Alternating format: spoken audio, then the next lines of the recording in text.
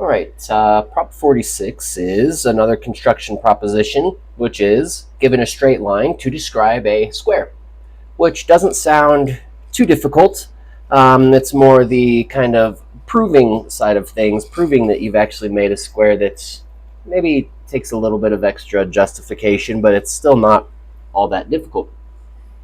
All right, so assume that we're given straight line AB and we want to construct a square with side length AB.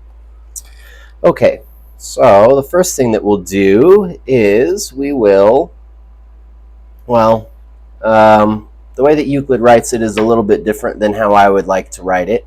He says, let AC be drawn at right angles to the straight line AB from the point A on it.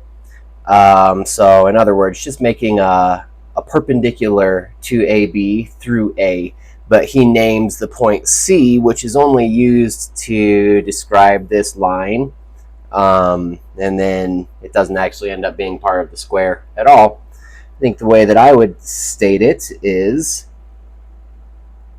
construct line L through A such that L is perpendicular to AB. And I've kind of already marked off a point for me ahead of time just so I can have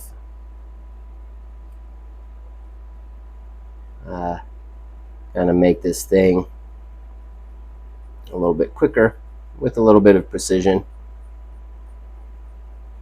So there's my line L, and that was from Prop 11 that allows us to do that. And then I might say from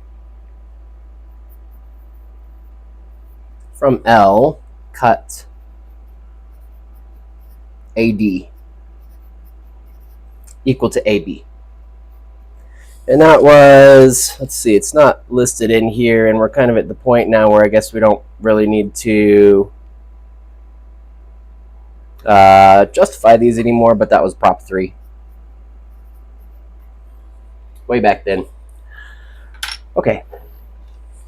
So I'll cut off on here my segment equal to AB, which is, yeah, right where I expected it to be.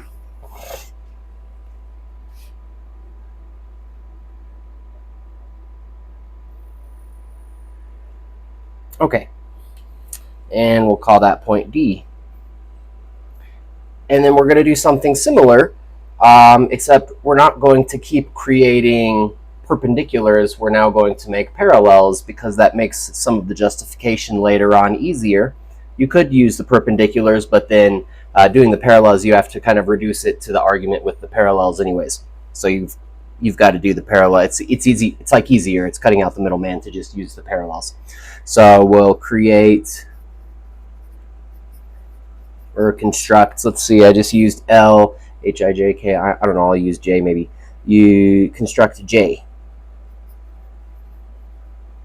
through D such that J is parallel to AB.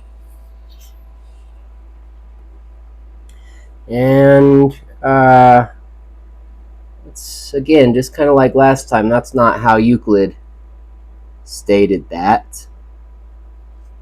Euclid instead says to construct, he calls it DE. So it's the same logic, but rather than calling the line J, he calls it DE. And I'll just kind of continue this and construct, I guess I'll do K.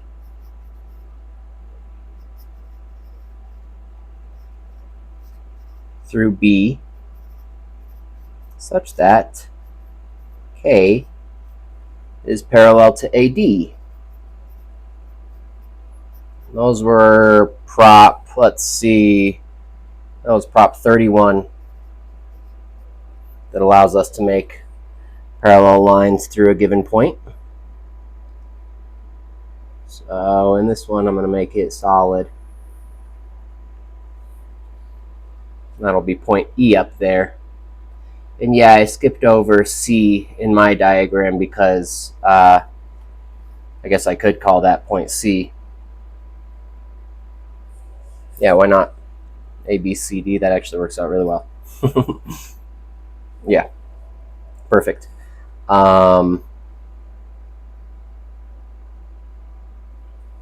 Right, and then just labeling things, I guess I say. So this is J up here and K, so point C is their intersection. So C is equal to J intersect K. And if I've done my job at all, hopefully you're sitting here saying, wait a second, maybe that needs to be justified a little bit. Euclid doesn't justify it. So he says through the point D, let DE be drawn. So rather than point C, he uses point E. And then he says, and through the point B, let BE be drawn parallel to AD. So DE parallel to AB, and then BE parallel to AD. And then he just assumes up here at their intersection point is point E. It seems to me that maybe it would require a little bit of justification, but it's because of the way that we constructed this, it's not too hard. Basically, I think that if you wanted to justify that these do intersect, the way to do it is through contradiction. Assume that they don't. Then what you end up with is, because J is parallel to AB, K is parallel to AD, and we're assuming towards a contradiction that J and K are parallel to each other, we get that AB is parallel to AD, but that is a contradiction because AD was constructed perpendicular to AB, so it's not possible for two lines to be both parallel and perpendicular. So yeah, they definitely intersect. There we go. And then the claim is, of course, that ABCD is a square. But we've got to prove that, which means we've got to prove all of the sides are equal to one another and all of the angles are right angles. All right, so how do we do that? Well, first of all, by construction,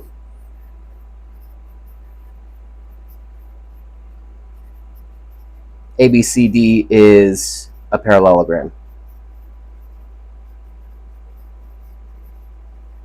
And again, that's kind of like, this is the line right here. This is the reason that in our construction, rather than making right angles 3 different times, we created one right angle and then made 2 parallels, so that we can immediately just say, yeah, by definition, since opposite sides are parallel, this is a parallelogram. And we have some propositions that say things about parallelograms. So by Prop 34, we get that all the sides are, opposite sides are equal, rather. So AB equals DC and AD equals BC. But by construction, we constructed AB equal to AD. So they are all equal to each other. Let's see. Yeah, he says, he calls it equilateral. That's what I'll do too. He says ABCD is equilateral. So that's one part of it. The other part is we need to prove that all of the angles are right angles. Okay, so, well, what does he say? He says, since a straight line AD falls upon the parallels AB and DC, the angles BAD and ADE are equal to 2 right angles. So I might say, since AB is parallel to DC, oh right, he says BAD and ADE. I guess for me it should be BAD and ADC. Yeah, so angle BAD plus angle ADC equals 2 rights. But by construction, BAD was right. Right, and this is let's see, that last piece is from Prop 29. But angle BAD is right. And that's just by construction. So it follows that angle ADC is right. And then by Prop 34, opposite in parallelograms, opposite angles are equal to each other. By Prop 34, we would get that. Yeah,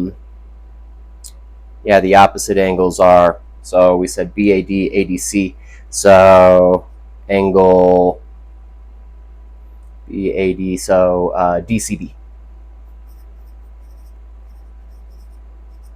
And lastly, angle ADC, CB, CBA. Yeah, are also right. Yep.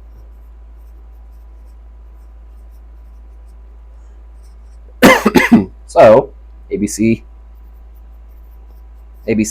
is a square.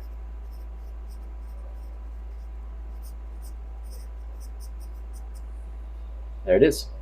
QEF. Not too bad.